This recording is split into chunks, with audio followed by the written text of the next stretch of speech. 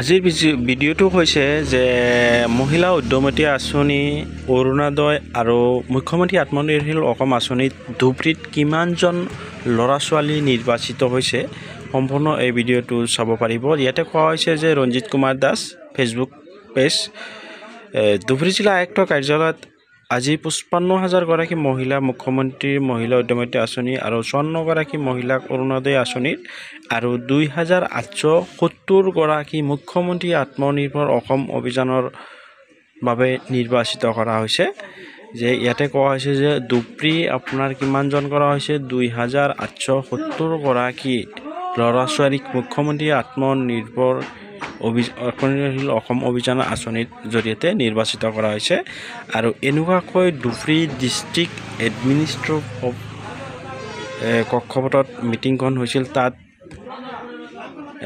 জিলা উপায়ুক্ত আৰু ৰঞ্জিত কুমাৰ দাস ছাৰে আৰু বিধায়কসকলৰ উপস্থিতিত তেওঁলোকক চিলেকশ্যন কৰা হৈছে বুলি ফেচবুক পেজত জনা গৈছে। মোৰ অধ্যক্ষত অনুষ্ঠিত আজি এই সভাখনত বিধায়কসকলৰ লগতে জিলা আয়ুক্ত আৰু বিষয়াসকলক উপস্থিত থাকে। শ্ৰী ৰঞ্জিত কুমাৰ দাস অভিভাৱক মন্ত্ৰী ধুবুৰী জিলা।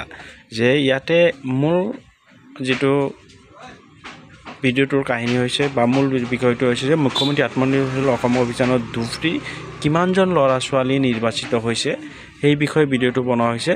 ইয়াতে কোৱা হৈছে 2,870 গৰাকী ল'ৰা ছোৱালীক নিৰ্বাচিত কৰা হৈছে বুলি পেজখনত উল্লেখ কৰা হৈছে। যে এইটোৱে ঠিকে, এইটোৱে মেইন চিলেকশ্যন যে ধুবুৰী কিমানজন ল'ৰা ছোৱালী চিলেকশ্যন হৈছে এইটোৱে মেইন। আৰু এনেকুৱাকৈ ফটোবিলাক চাইছে যে আপোনাৰ এইটোখন এখন ৰঞ্জিত কুমাৰ দাস ছাৰৰ অধ্যক্ষত এখন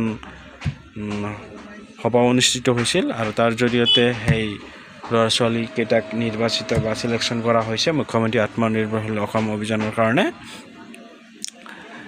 এইটো হ'ল আপোনাৰ 30 জুনত চিলেকশ্যন কৰা হৈছে 2,870 গৰাকী ল'ৰা ছোৱালীক চিলেকশ্যন কৰা হৈছে। এয়া হ'ল সম্পূৰ্ণ সত্য আৰু